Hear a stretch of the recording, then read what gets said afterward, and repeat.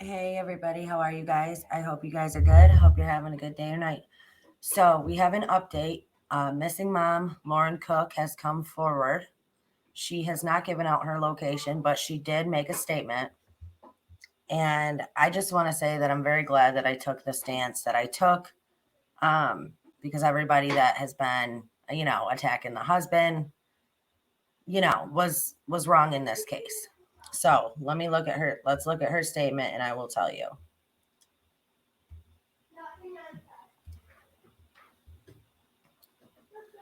Missing Virginia mom Lauren Cook says that she and three kids are safe but terrified by inquiry into child abuse claims. What did I say? Didn't I say that, this is a very good possibility?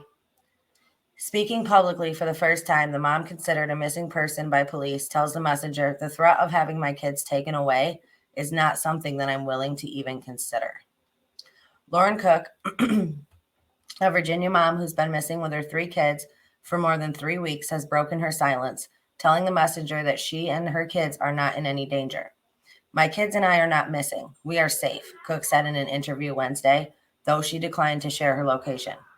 Cook, 30, revealed that she took her three children, Benjamin, 7, Hannah, 5, and Elijah, 2, on a pre-planned out-of-state vacation before authorities launched a nationwide search prompted in part by allegations of child abuse and neglect, drug use, and mental illness happening at the home that she shares with her husband, Jordan Cook, in Franklin County, Virginia.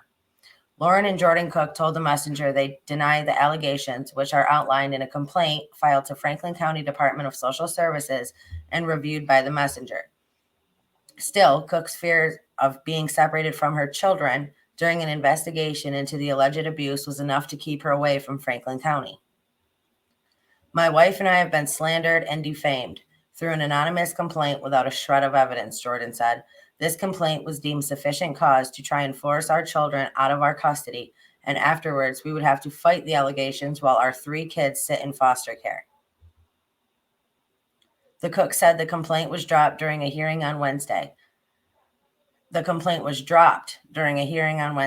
Virginia Department of Social Services did not immediately return a request for comment by the messenger. We have no criminal charges against us. We are upstanding citizens and members of our community, and we are loving parents, Jordan said. The family has set up a GoFundMe page to raise money for help taking care of the children, hiring a lawyer, and recouping losses to their businesses, a cannabis consulting agency, and a shop in Boones Mills, Virginia, that sells seeds of all kinds, pots, soil, nutrients, and other supplies to grow plants. According to Cook, the family's ordeal began after the now dropped complaint was filed in late August, alleging Jordan was a cult leader, was physically and sexually abusing their children, and that she was a victim of Stockholm Syndrome, a condition in which hostages develop a psychological bond with their captors. Cook said she doesn't know who filed the complaint, but believes it was a family member or a disgruntled business partner who had ill will towards her family. The complaint led to agency investigators showing up at the Cook's home on August 28th, asking to take their children to be interviewed as part of the DSS investigation, Cook said. The request made her uncomfortable, she added, because there was no evidence to suggest any of the allegations were true. After telling agency investigators that she would need to consult with an attorney, Cook said she carried on with a pre-planned vacation to visit family over Labor Day weekend. They didn't tell me that I was under some investigation or that I needed to stay put, so we left to go out of town, she said. Over the next 2 days, Cook said neighbors told her that authorities showed up at the house asking about Jordan's demeanor and eventually bringing an emergency removal order for their children. Cook said she missed a court appearance on the emergency removal order in the Franklin County Juvenile and Domestic Relations Court on September 5th, as well as the rescheduled hearing on September 13th, because she was traveling and was not given notice to appear before a judge. After the second missed court date, a family member filed a missing persons report, according to police. Cook said she believes it was her mother, Lisa. That report sparked search efforts by the Franklin County Sheriff's Office, which said they located Cook in Illinois a day after the search began, but authorities were unable to contact her. Jordan publicly disputed his wife and kids' disappearance on September 18th when he made that statement. They are not missing. I am not concerned. Still, the search for Cook and her three kids continued. Tusa, who's her mother, told the messenger that she was worried about her daughter, who she said was 5 months pregnant, and her grandchildren. Cook did not confirm her pregnancy in the interview on Wednesday.